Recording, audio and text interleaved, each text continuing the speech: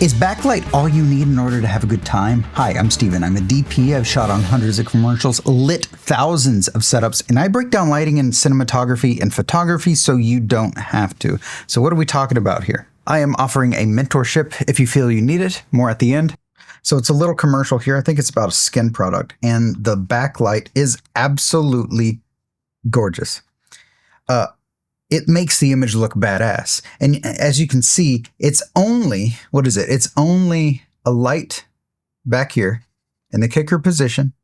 And that's it. That's all. That's the main thing. That's what's driving the badassery in this shot. And then they have they're running some type of a softbox, like you can see right there in the eye. Anyway, so my point is, if you use backlight, can you get a badass image? And the answer is, for the most part, yes. So like I said, this is just a 2-light setup, a softbox and then some type of hard backlight. How do you know how bright to make it? Well, you don't blow out the image and then you know you made it bright. So make it bright enough so that it edges everything. So here it is again. Here's that same. So it was backlight for their first shot, and then they trucked over here and they didn't move the light to match the angle. And so you can see right here, the key light is also at 90 degrees on the other side. So there's side lighting for both sides. One is very contrasty and bright, which is this guy right here. And the other one is much softer on the face. And so, but it's the same exact setup. You know, if I were to have done this, I would have probably kept the blue, but for the key eye level, right, but somewhere over here at that position. So like a kickerish position, walking and reaching up to the 90-degree mark. And that would then just kiss all of this. It would light up this part of the face. And of course, this side right here would then be a lot darker. And you simply add a fill card for that. It could be a white on either side. I would probably go for that. An ultra flop is perfect because it is simply a square that then flops down. So it then becomes a 4x8 tall, right? And you put one on each side. But you can also get away with, because ultra flops are expensive, and I do recognize that. I don't advocate buying one. I advocate renting one, and if you don't have insurance to rent, then you can make them.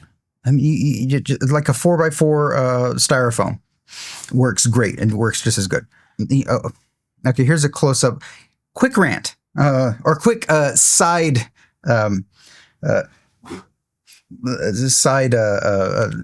subject. So this is something that I see common, and it even happens on some of my shoots with some of the makeup artists. You can see how pink and magenta this is. And then you can see how more greenish yellow this area is. And this is due to the makeup not matching the skin tone. And this is something that you as the DP, not really you as the DP, it's really whoever's producing the show, whoever's hiring the makeup artist, take note of this after you have shot with them, and just like go up to them and say, hey, here's the video. This is what it looked like. How do we fix that for next time? And if they're like, I don't know why it's doing that, then you know that that's not the right person and you need to find somebody else. Because just like with video, you have yellow, blue, green, magenta. The same thing applies to all colors and even makeup. And so the makeup has to match the skin tone. And they didn't here. And it really shows. It really shows. I think this is the only tight shot of the face for being I think a makeup or a skin cream or product commercial. I think this was the only, you can really see it. Yeah. Look at her chin versus the corner of her mouth. You see all that yellow? Here, they've placed the sun in a 90 degree. I like 90 degree and backlight. 90 degree and kicker positions. So let's draw it again, just so that you understand what I'm talking about. Let's take the person. So here's them, right? And we can draw a line through them and then from their left to the right. And then again, this is 90. And the sunlight is coming from exactly 90. And it's what's creating all of this side light, hitting the nose. It's doing all of this work. Side light, and it's literally cutting her in half. Well, not literally, figuratively, visually cutting her in half. And then the sky is doing the rest, right? That's great. 90 is awesome. Why? Because it shows contrast. Once you start bringing that light around and now it's front lighting, you're eliminating your contrast. Because more of the image is getting the same level of exposure. By throwing it at 90, only part of the image or part of your subject is getting full exposure. And so that's a great environment for contrast. And then whenever you start backlighting it and like in the kicker position or directly behind in like the hair light position, you get more edge. That's where you get into the edge territory. So anyway, they did a great job here. There's no need, there is no need for lighting really. In a beach scenario. I'll show you. Let's keep going. Because you can see how well the skin is, even if she's not looking, you can see how well the skin shows up. And, ooh, look at that. The sun is setting. Beautiful. Beautificity. And it's what's raking all of this stuff. This was planned, by the way. And it's casting edges all over everything. The lower that sun goes, the more you are able to get like really good kicker positions and really good side lighting. It is absolutely beautiful. There you go. I absolutely hate flares. That's just my personal preference. I work with a director that loves flares.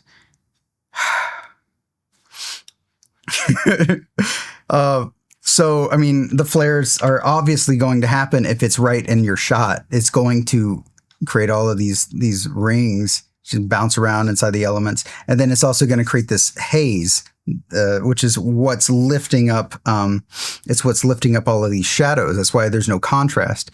But once we cut off the sun right there, then your contrast comes back, at least sort of, as much as the image is going to, as much as the post will allow it, because what they've done here is they've lifted the blacks, or I think maybe they've decontrast the whole thing in order to make it look more, I don't know, high end. I'm not quite sure.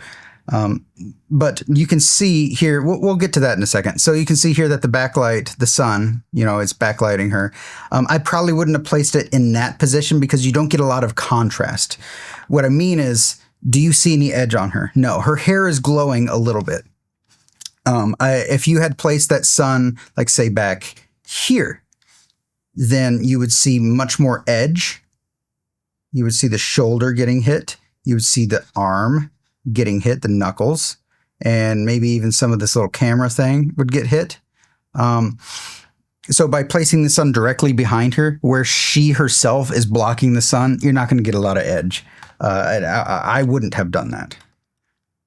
Moving on, we just got a hell of a long lens. Come back to this. We've already done this. Here's another thing, long lens. And then we have this lady right here. There are two sources. There is a hard light, which is hitting all of this. Is what's casting these harsh shadows. And then it blends. There's a transition area here. There is a hard light. So you can see her hard light is right there. And then there is a soft light right here.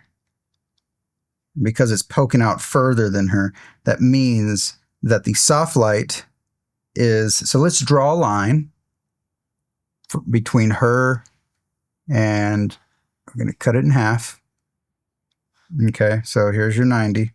There is a soft light right, I want to say probably within 90. Somewhere right here. Probably a 4x4 frame.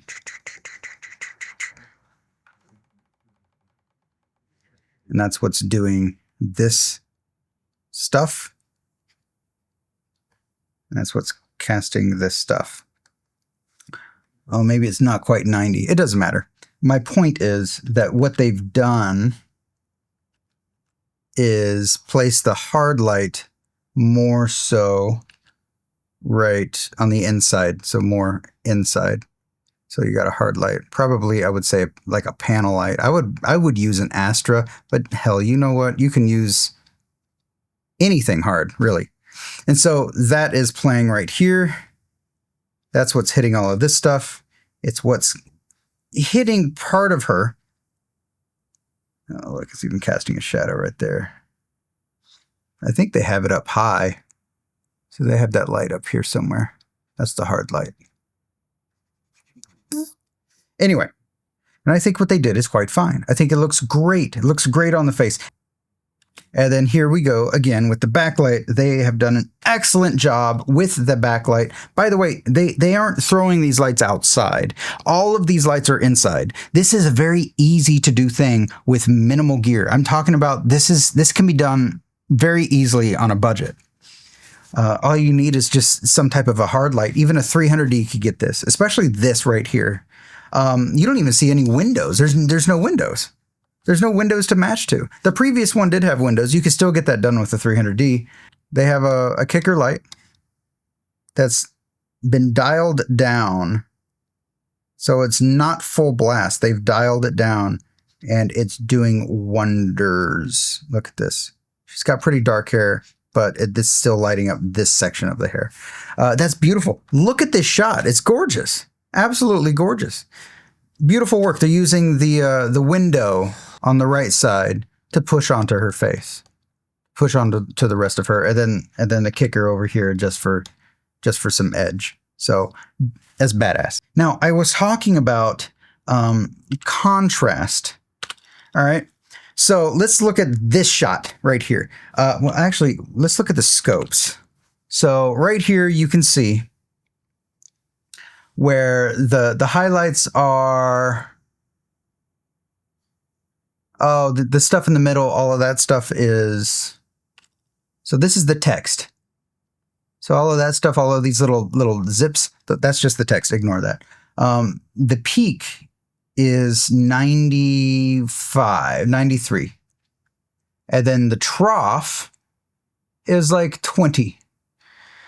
Now, there's a lot of white in the shot, so I don't expect it to go down that low. But I think that they've compressed it, so they've lowered the contrast. So let's see if we can add the contrast back, because I'm always a big proponent of contrast, actually using contrast. And so what I think they did is they've lowered it, right? So let's just add, instead of 1.2. Look at that. Let's try that again. Oh, it pops. It's almost a little too much. I think it's too much saturation. So let's bring that down to like, say, 40. Oh gosh, let's go back up to 45. And then the color temperature, we can drop it down.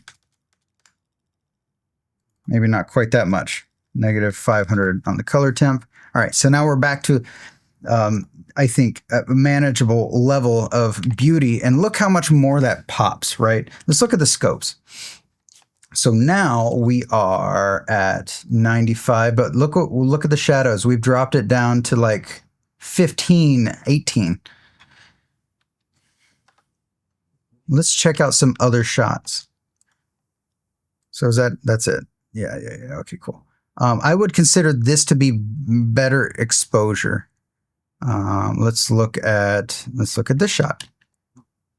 That looks a lot better to me. It's so much more crisp. It's like clean. It's like a breath of fresh air. So what are you about your wide shot? Let's look at her wide shot. And her wide shot is now between. Yeah, so this is much better. Where the blacks, as low as they go, is like 10. And then because everything is dark, it seems like that the max is like 70. But doesn't that just pop? Doesn't that just sing so much more? As opposed to, let's look at the before again. So here's before. after, before, after. You see the difference, right? And it's just contrast. It's just playing with it ever so slightly. You can see the difference between here's after just a little bit of contrast, and then before. It's a lot more cloudy, milky, and then it's a lot more punchy. And you can see with a shot like this, by adding contrast, at least in Resolve, you're getting a lot more saturation, which is making the off-color makeup really pop. And I'm not like beating up on people, but it's something that does have to be addressed, especially as you grow. This stuff is absolutely like yellow, right? Whereas look how beautiful these cheeks are. Look how rosy those cheeks are. That's natural. These parts are natural. And this is something that, like I said, you'll have to you deal with experience and time, and you weed that out with time. You correct it with as you go on. If you're getting better, then you're going to be correcting it. There's always more to learn, and I've made an easy introduction into commercial cinematography with the popular interview styles. It's available free at StephenLightStudy.com. It's linked below, along with one of my favorite resources, Create Against 10 Rules for Students and Teachers. And hey, if this still isn't enough, I'm also offering critiques of your work, up to 2 scenes a piece. Just check the schedule for live recordings. Availability is limited, but there is a second evergreen option if you want to submit it. I would be happy to help critique your work. Anyway, so that is that. I hope you got something out of this. I hope it helps you in your quest to just bettering your understanding and of your craft. If you like what you saw, then that's great. Just stick around. Subscribe to get more of this stuff. And hang out, man. If you have any questions, go to StephenLightStudy.com, and there's a contact page there. Ask me questions. All right. Peace.